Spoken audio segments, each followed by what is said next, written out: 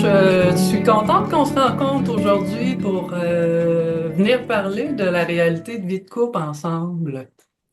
Je propose qu'on puisse parler de la place que la croissance personnelle occupe dans l'avancée d'un couple. Moi, je peux commencer, hein. Dans le fond, moi, c'est un nouveau couple. Ça fait à peine, même pas 2 ans, je peux dire 1 an et demi. Puis le fait d'être un nouveau couple, puis que mon conjoint a décidé justement de se faire accompagner, ça fait toute la différence dans notre relation. Je sens que moi, ça me permet de me dire en plus de vérité. Ça me permet je marche pas sur des coquilles d'œufs. Il y a des choses, on dirait, j'aurais peut-être tendance à ne pas partager, mais le fait que je sais qu'il se fait accompagner, ça fait toute la différence. Puis moi aussi, de mon côté, je sens qu'il vient me réveiller dans toutes sortes d'affaires. Je réagis à ses comportements, je réagis. Puis en même temps, moi aussi, le fait que je m'occupe de ma croissance, je sens que ça participe à notre avancée de couple. Mm. Ouais. Je peux dire que c'est important la croissance personnelle parce que dans un couple, ben, justement, de s'occuper de soi, souvent on a tendance à vouloir changer l'autre, puis c'est pas ça qui se passe. C'est de se ramener à soi, ça a pour impact souvent justement d'amener un changement parce qu'il y a changement en soi et par le fait même, l'autre change aussi.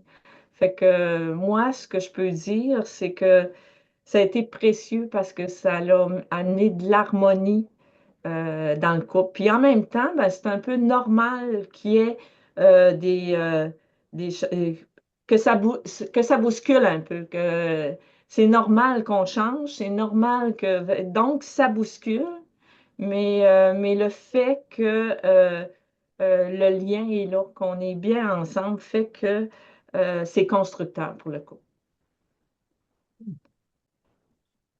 Moi, je pourrais dire que ma croissance, moi, a été aussi très aidante pour m'aider comme à prendre la responsabilité qui est la mienne dans la relation, pour prendre parole, oser m'exprimer, par exemple, entre autres, pas attendre d'être deviné dans mes besoins, puis de rester dans une attente qui génère de la frustration en bout de ligne parce que l'autre n'a pas deviné ou bon.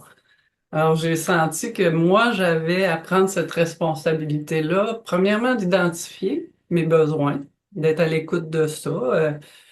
Moi, j'avais pas appris à faire ça, donc au fond, c'est quoi mes besoins?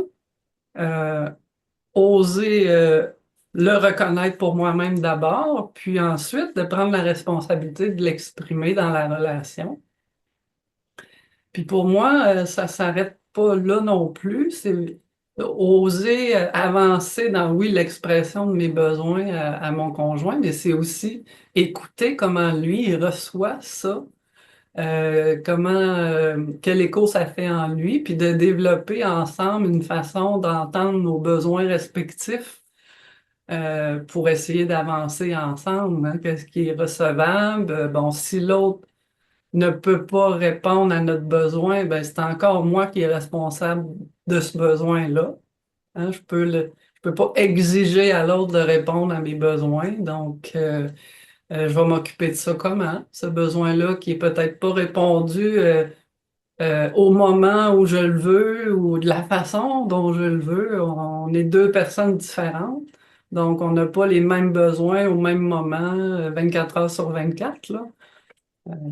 Fait que c'est comme moi, ça m'a aidé à prendre ma responsabilité puis laisser aussi à mon conjoint la sienne par rapport à ses besoins, me les dire.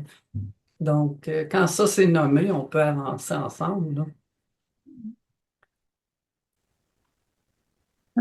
Quand je vous entends, dans mon expérience personnelle à moi,